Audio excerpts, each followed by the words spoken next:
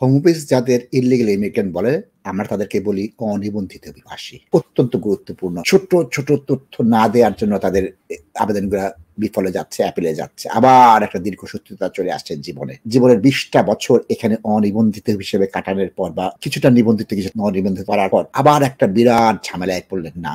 সেই ঝামেলায় পড়বেন না। যারা ২০ বছর ধরে আছেন শেষ ১ বছর প্রিপারেশন নিবেন। মাস্ট ১ বছর প্রিপারেশন নিবেন। আমি ব্যারিস্টার সায়েমের কাছে যাচ্ছি। এই ১ বছর প্রিপারেশনে তারা কি করবে ব্যারিস্টার সায়েম আপনাকে সুন্দর করে বলে দেবে ব্যারিস্টার সায়েম। হোমোফিজ যাদের ইল্লিগাল ইমিগ্রেন্ট বলে, আমরা তাদেরকে বলি অনিবন্ধিত অভিবাসী। ওই অনিবন্ধিত অভিবাসীদের জন্য টিভি3 বাংলার নিবেদন নো হিউম্যান ইলিগাল। এখানে অনিবন্ধিত অভিবাসী যারা আছেন কল করেন, জানতে চান কি অবস্থা। আমাদের প্রচুর প্রচুর প্রচুর দর্শক ২০০৩, ৪, ৫ সালে আসছেন যারা ২০ বছরের আবেদন করবেন। অত্যন্ত গুরুত্বপূর্ণ। ছোট্ট ছোট তথ্য না দেওয়ার জন্য তাদের আবেদনগুলা বিফলে যাচ্ছে, অ্যাপিলে যাচ্ছে। আবার একটা দীর্ঘসূত্রতা চলে আসছে জীবনে।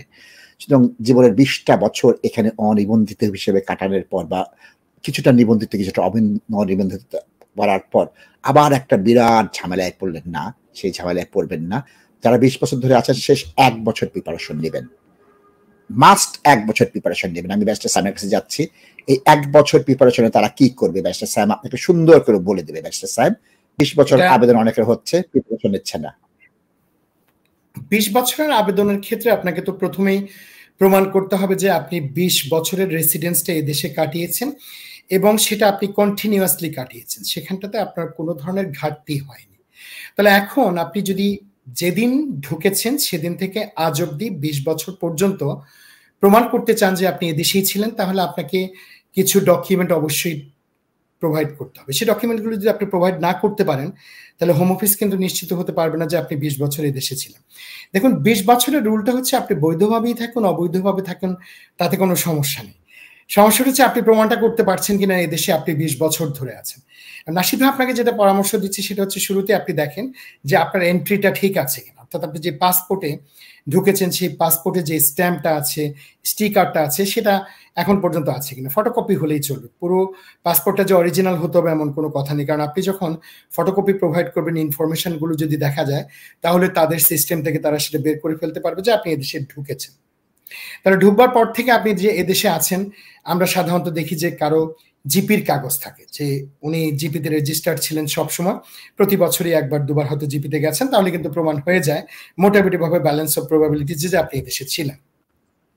তাছাড়া ব্যাংক স্টেটমেন্ট কভার করে, আপনার ব্যাংক অ্যাকাউন্ট খুলেছেন, ব্যাংকে আপনি লেনদেন করেছেন, প্রত্যেক বছরের ব্যাংকের স্টেটমেন্ট আছে, মোটামুটিভাবে সেটা দ্বারা প্রমাণ করা যায়। এখন এগুলো যদি না থাকে তাহলে সেক্ষেত্রে আপনার অন্যান্য কাগজপত্র, যেমন ধরেন হসপিটালের কাগজপত্র, আপনি হসপিটালে গেছেন, লেখাপড়া করেছেন, এগুলো সবকিছু আপনার কাজে লাগবে। লেখাপড়াটা কাজে লাগে, হসপিটাল কাজে লাগে, ড্রাইভিং লাইসেন্স কাজে লাগে।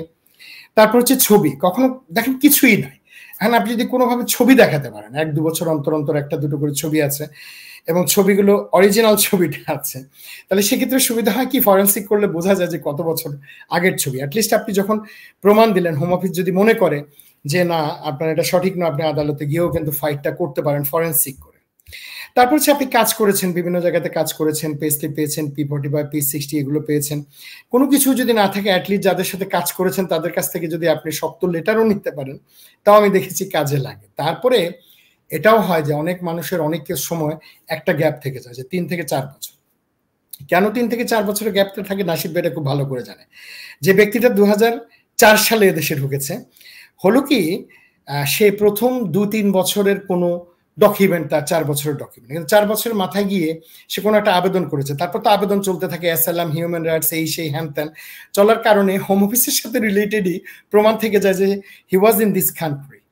কিন্তু ওই যে ৩-৪ বছরের ব্যবধানটা কিচ্ছু নাই, নাথিং। তখন আপনি যারা আপনাকে চিনে, যেখানে কাজ করেছেন, যেখানে থেকেছেন, ঘুমিয়েছেন, আড্ডা দিয়েছেন, ঠিক আছে, যার সাথে প্রেম করেছেন, এমনটাও যদি থাকে, ভালো সম্পর্ক থাকলে তাদের কাছ থেকেও লেটার যদি আনতে পারেন, কাজে দেয়। আমি কোর্টে দেখেছি, কোর্ট ব্যক্তি মানুষের যে সার্টিফিকেশন সেটাকে অ্যাকসেপ্ট করেছে, যে ঠিক আছে আমি বিশ্বাস করছি যে ৪ বছরের জন্য যে ৩ থেকে ৪ জন ব্যক্তি সার্টিফাই করেছেন, আমি তাদেরকে বিশ্বাস করছি। এবং যখন কোর্টে যায় তাদের যে টেস্টিমনিটা, সেই টেস্টিমনিটাও বিশ্বাস করতো। এই জাতীয় জিনিসগুলো যদি আপনি দিতে পারেন, তাহলে ইনশাল্লাহ ২০ বছরের বিষয়টা আপনি অতিক্রম করতে পারবেন। প্রিয় দর্শক, এখন একটা জিনিস সাপে বর হয়েছে কি, টিভি3 বাংলা যেটা সুবিধা পাচ্ছে আপনারা পেতে পারেন কি, ফেসবুকের মাধ্যমে টিভি3 বাংলা অনেক দর্শকের কাছে পৌঁছতে পারছে। কেউ যদি 2004 সালে আসে, 7 সালে তার যদি একটা ফেসবুক অ্যাকাউন্ট থাকে এবং প্রতি বছরের যদি 5টা ছবি দেয়, ফেসবুকে তো আপনি এখন আর 8 সাল 9 সালের ছবি দিতে পারবেন না, তাই এটা রয়ে যায়। সুতরাং আমরা একটা ইরানিয়ান অ্যাসাইলাম কেসে ফেসবুক কিভাবে ব্যবহার করে ডিটেল পেয়েছি, সুতরাং 20 বছর কিন্তু আমরা ওটা ব্যবহার করতে পারবো। আপনার নাই, আপনার বন্ধুর ফেসবুকে নিয়মিত ছবি দেয়, আপনার ছবি সেখানে আছে প্রতি বছরের 15টা, ওটাও কিন্তু আপনাকে সাহায্য করবে। এবং আমি নিশ্চিত সামনের দিকে আমরা বিপুল হারে ফেসবুকের ছবিকে 20 বছরের আবেদনের প্রমাণ হিসেবে ব্যবহার করব। একটু সতর্ক থাকবেন, নিজেকে সাহায্য করেন, আল্লাহ আপনাকে সাহায্য করবেন। Are you a first-time property buyer? Are you a homeowner looking to raise funds from your property? Are you looking for better mortgage deals? Look no further. Binaco Financial Services is the answer. From residential mortgage to commercial mortgage, Islamic mortgage, or limited company mortgage, we provide mortgage services that best suit your needs. Let us help you to find the right mortgage for you. Call us today on 0208-050-2478 for a better future awaits you. Binaco Financial Services Limited is directly authorized and regulated by the Financial Conduct Authority.